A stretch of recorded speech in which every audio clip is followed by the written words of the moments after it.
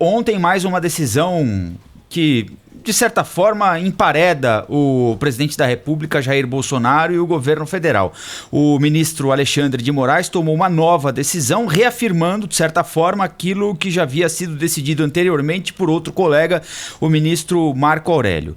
Numa ação que estava sendo analisada por Alexandre de Moraes, o ministro do Supremo reafirmou que cabe a autoridades municipais e estaduais decidir sobre questões relativas a fechamento de comércio, a distanciamento social, a proibições para a circulação de pessoas, fechamento de escolas, enfim, todo o tal do distanciamento social a que nós estamos sendo submetidos em vários estados, em várias cidades do país, cabem exclusivamente a prefeitos e governadores. Aliás, o próprio presidente da República fez essa admissão ontem num tom de quem diz o seguinte: olha, se isso der problema, se você perder o emprego, se você perder renda, você que está aí preso dentro de casa, sem que o seu governador avalie a utilização, na avaliação do presidente, da cloroquina adequadamente, isso é culpa do seu prefeito, do seu governador.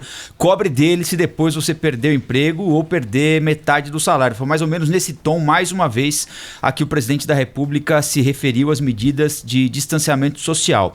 Nas decisões do Supremo, o tom é outro, embora com um alcance muito menor, afinal de contas elas não são tomadas em rede nacional de rádio e televisão.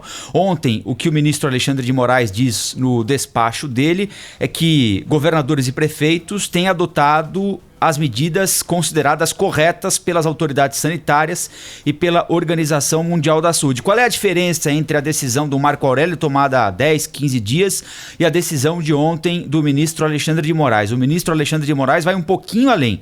Ele diz o seguinte: se em algum momento, como ameaçou o presidente da República, o governo federal tomar uma decisão em contrário, e nós nos lembramos que no domingo passado, se eu não estiver enganado, ou alguns dias, o presidente Jair Bolsonaro disse: eu tenho um decreto pronto para fazer tudo voltar a funcionar. Tá na minha cabeça. Ficou aquela expectativa. Será que ele vai publicar? Não vai publicar?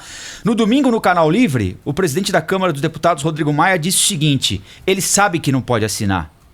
A assessoria dele sabe que ele não pode assinar, porque se ele assinar, se ele colocar o nome dele no papel, ele vai ser responsabilizado individualmente pelo que assinou.